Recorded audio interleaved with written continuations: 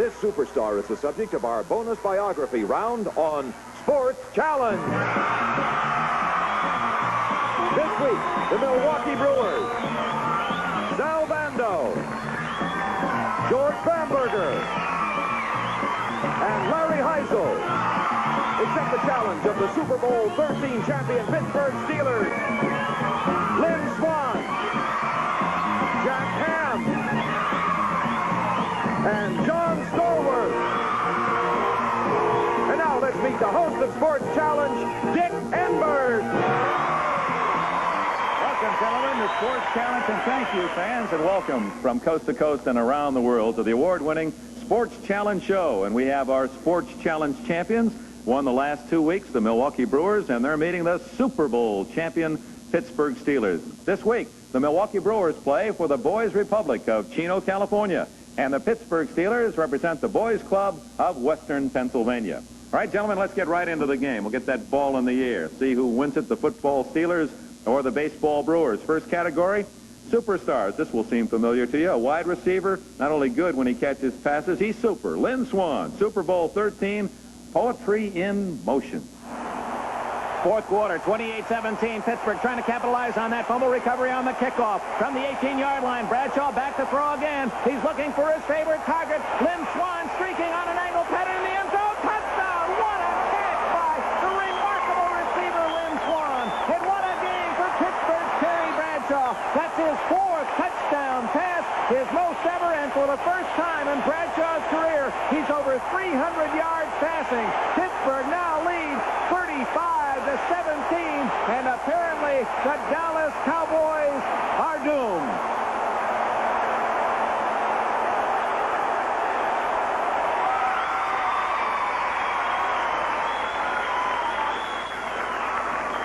That's quite a contrast. Charlie Waters in disbelief and the smile of Lynn Swann in the foreground.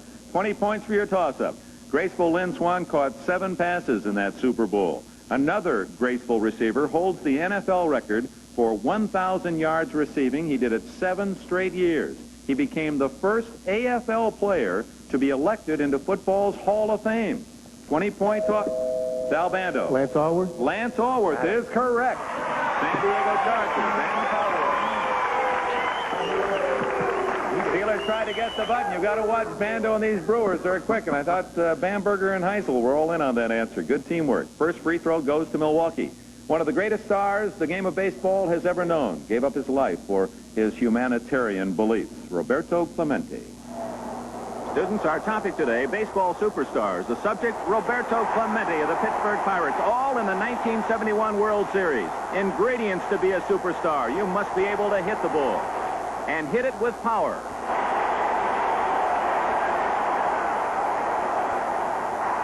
Number 3, you must run well.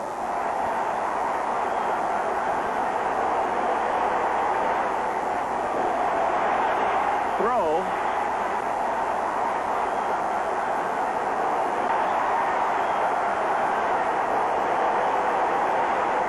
And you must catch the ball. Roberto Clemente, superstar.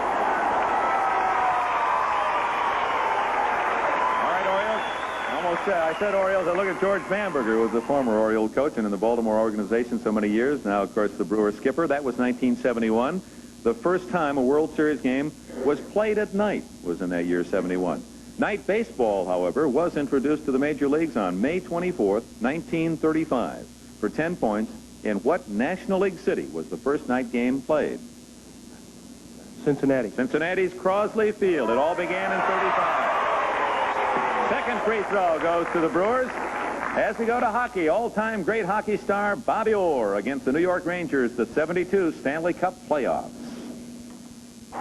The Rangers have pulled Ed Jockman out of the nets. They trail the Bruins 3-1, just 2 minutes left. That's Bruce McGregor at center ice. He looks for Brad Park, feeds him near the blue line, and Park off the boards, a slap shot at Cheevers, and Cheevers kicks it aside. A nice save, and sets it up for Bobby Orr. Orr clearing the puck down the center of the ice.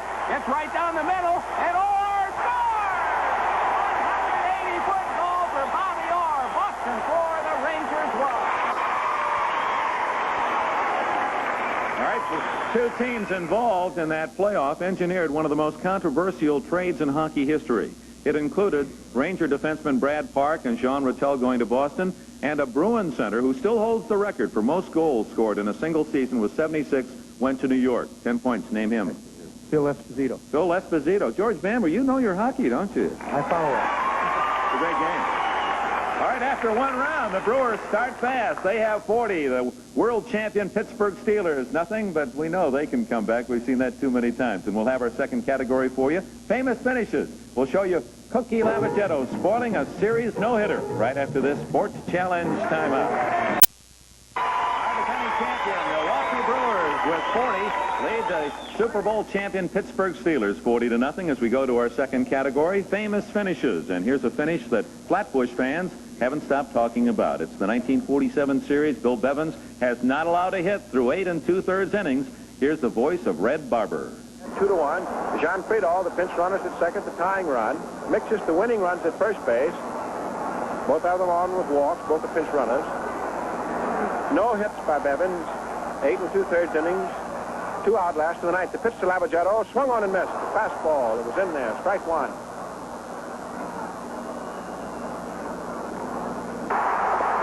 The pitch swung on. There's a drive hit out toward the right field corner. Henrik is going back. He can't get it. It's off the wall for a base hit. Here comes the tying run, and here comes the winning run.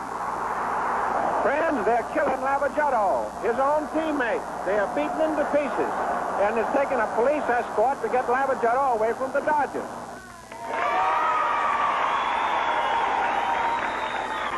Second category is famous finishes. Cookie Lavagetto's famous pinch hit certainly qualifies. Lavagetto's major league playing career ended in that series. That was a good way to finish up with that base hit. Didn't play another big league game, but he did return to the majors as a coach and then a manager for 20 points. What American League team did Cookie manage in?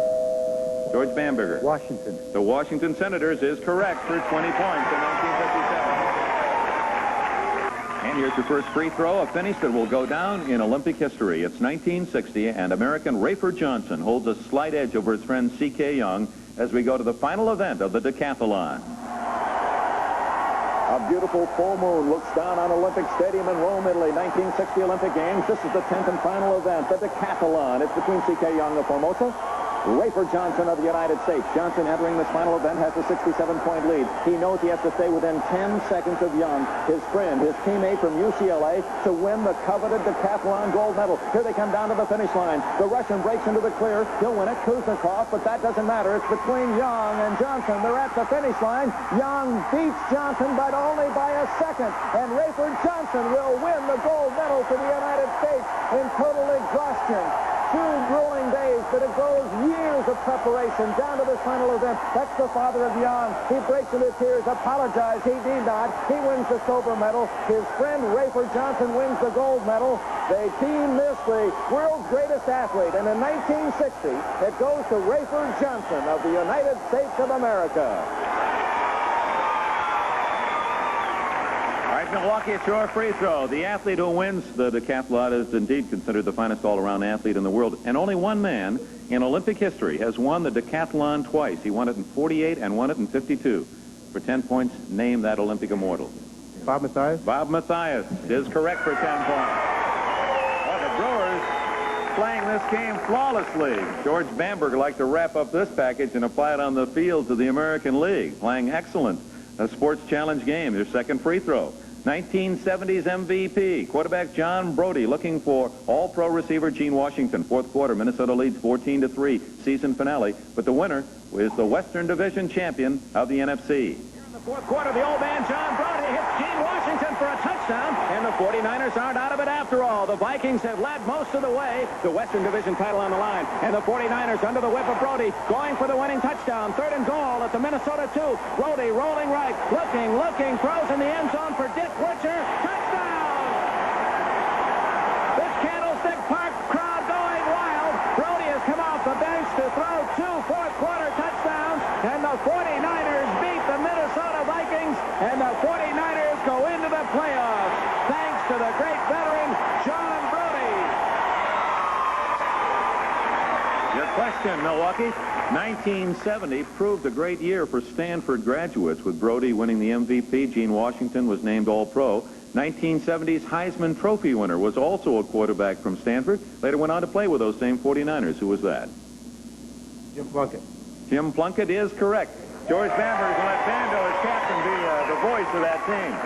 So, Pittsburgh Steelers over there in agony. They don't get a chance to even carry the ball here. After 2 rounds, the score is the Milwaukee Brewers 80 and the Pittsburgh Steelers nothing. You're not out of the game, but you've got to get to work here in a hurry, obviously. Messrs. Swann, Ham, and Stallworth. And here's a new category, unforgettable moments.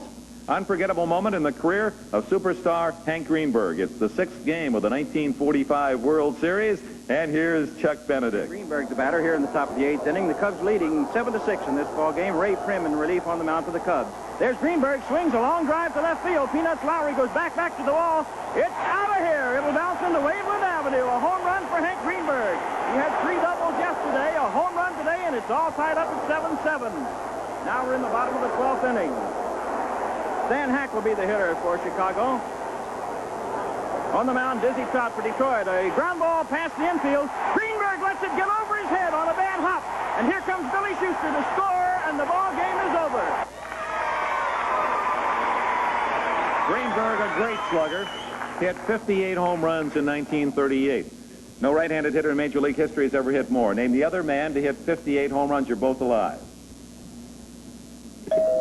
Sal Bando. Hack Wilson. Hack Wilson is incorrect. 56 home runs, the Cubs slugger. So the Pittsburgh Steelers, we can give you a clue. The other man to hit 58 home runs, right-handed hitter in Major League play, was a Hall of Famer, American League, and his nickname was Double X.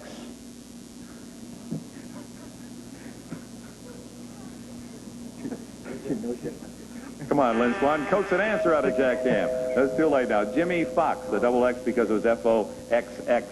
All right, well, that means that at least Milwaukee didn't score. That's a moral victory for you, Steelers. And we'll play both free throws as if they were toss-ups. So you're both alive on these 2 free throws. Here's playoff record holder John Stallworth making it look easy in Super Bowl 13. Dallas in front, 14-7 here in the second quarter. Super Bowl 13, and Terry Bradshaw from his own 25 sets up to throw. Looks left, right, now fires to the right to John Stallworth, complete at the 28. Twists away from Aaron Kyle. Stallworth has blockers downfield, cuts back to the inside, picks up 2 blocks, great block by Lynn Swann, and now he's in the open. Breaks the tackle from Randy Hughes at midfield. John Stallworth has too much speed. Cohen's trying to catch him. A 75-yard touchdown pass and run. Bradshaw and Stallworth to tie a Super Bowl record. We're blessed with the best receiving tandem in the entire National Football League in Swann and Stallworth. They caught 20 touchdown passes between them in the regular year, and they were catching touchdowns in the playoffs and Super Bowl like they're going to go out of style. That pass play from Bradshaw to Stallworth, good for a record-tying 75 yards. In Super Bowl 5, John Mackey went 75 yards for a touchdown, also against Dallas, for 10 points. Who threw that? Jack Ham. Earl Morrill. Earl Morrill is incorrect. Baltimore. Johnny Unitas. Johnny Unitas is correct, says Sal Bando. The Baltimore quarterback, Johnny Unitas. You had the right club, Jack. That's all right. Here's your second free throw, and it's also a free throw with both of your teams are alive. Here's quite possibly the greatest collection of baseball players ever assembled. The glorious 1927 Yankees, the team that other great teams are measured by. The third game pitcher is Herb Pennock of the Yankees, Lee Meadows of Pittsburgh, and the Wainer brothers, Paul and Lloyd, ready to go for the Bucks. First inning, Earl Coombs, big hit up the middle. Haney follows with a hit. Babe Ruth makes an out. That brings up Lou Gehrig. He swings and sends a deep drive between Barnhart and Wainer. It's between them all the way to the wall. 2 runs are going to score on this one, and Gehrig had in his hands going to try to score. The relay, Barnhart to Wainer to right. He's out at the plate. 2-0 Yankees. 5-0 the score as we go to the 7th inning, and Babe Ruth up with 2 men on, and Ruth, who hit 60 home runs during the regular season, belts that one deep and out of here. Ruth with a home run, the first of this series, and the Yankees now have an 8-0 lead. What an explosion by Murderers Row in this 27 series, and how about the left-hander Pennock? He's not allowed a base runner yet. If you ever want to test anyone as to whether or not that film really was 1927, all you have to do is see that they wore no numbers. They didn't start wearing numbers till 1929, did the Yankees, and they were the first to wear a baseball numbers. So there was a time when you really had to have a scorecard and more to know who the Bandos and Hisles were that played in the American League. All right, you're both alive on this free throw. Pennock did finish with a 3-hitter and win that game 8-1. Just like today, the Yankees had the best team money could buy. your 10-point free throw. The Yanks bought Babe Ruth, they bought Wade Hoyt, and they bought Herb Pennock, the pitcher in that game, from what American League team that got to be known as the Yankee farm team in those days? Sal Bando. Kansas City. Well, Kansas City wasn't in the league at that time. So, for 10 points, Pittsburgh Steelers. What team did Babe Ruth, Wade Hoyt, and Herb Pennock come from when they went to the Yankees? Put your heads together, see if you can come up with a 10-point answer. 5 seconds. Take a guess. We'll say Washington. Washington was a good guess, but a wrong answer. The Boston Red Sox. The Red Sox. Bambino went from Boston to New York. All right, that is the end of round 3, and the score. The Milwaukee Brewers 90, and the Pittsburgh Steelers are waiting for the next round. We'll be right back with our 4th category, the Classics, and Kenny Stabler with one of the greatest finishes in the history of pro football. Right after this, Sports Challenge Timeout. We'll return in a moment to Sports Challenge on Classic Sports Network. Well, the Milwaukee Brewers were the top hitting team in the American League in 1978, and they're swinging a hot bat on Sports Challenge. They have 90. The Super Bowl champ Pittsburgh Steelers, nothing. We go to our classic round, men. One famous film clip, it's worth 30 big points. It's the 1974 AFC Divisional Playoff. Miami-Oakland. Miami leads 26-21. Just enough time for some last-second magic from the left-handed snake. It's been a great game, fans. 35 seconds left. AFC playoff. Miami leads 26-21. Oakland's ball on the Raiders 37. Desperation drive by Stabler. He throws and hits Biletnikoff to the Miami 45. He's down at the 43-yard line. Stabler hurrying up, trying to use that clock. Fires over the middle. Biletnikoff complete at the 25. He's down at the 22. It's now 4th down and 8. Final play of the game. Stabler looking for a touchdown. A field goal won't do it. He's in trouble. Ken Herter has him. Stabler goes down. He throws the ball in desperation. Touchdown! Lawrence Davison, a pack of Miami Dolphins in the end zone, has stolen the ball away. A miracle catch and a great throw by Stabler. Oakland has beaten Miami 28-26. An incredible 63-yard drive in 30 seconds to the winning touchdown. Stabler delivering the ball while being tackled to Clarence Davis, and John Madden's Raiders advance in the playoffs. Well, I guess the Oakland Raiders had that one coming because you had your own immaculate reception with Franco Harris against the Raiders a couple of years before. The Steelers did. Here's your question. Ken Stabler is one of 3 former University of Alabama quarterbacks who have gone on to win the Super Bowl. Stabler won Super Bowl 11. Joe Namath won Super Bowl 3 for 30 points. Name the other. Sal Bando. Bart Starr. Oh, that's right. Again, Bart Starr was the other Bama quarterback to win the Super Bowl. So the Milwaukee Brewers now lead. The Brewers 120 and the Pittsburgh Steelers nothing. Well, it's obvious the Milwaukee Brewers are our Sports Challenge champions for the 3rd straight time. Let's see how good they are, whether the Steelers can at least break the shutout by getting the bonus biography guess. It's worth 60 points. Good luck to both sides. Here are your clues. Our superstar is a guy named Joe, but he's really known only by his middle name. He wore a star, but was shot down a few times by Bad Bart. He first starred on Saturday, then Sundays, now Monday. He threw passes in the air for a living, and now his profession is throwing lines on the air. He was a Mustang before becoming a cowboy, and he was a dandy.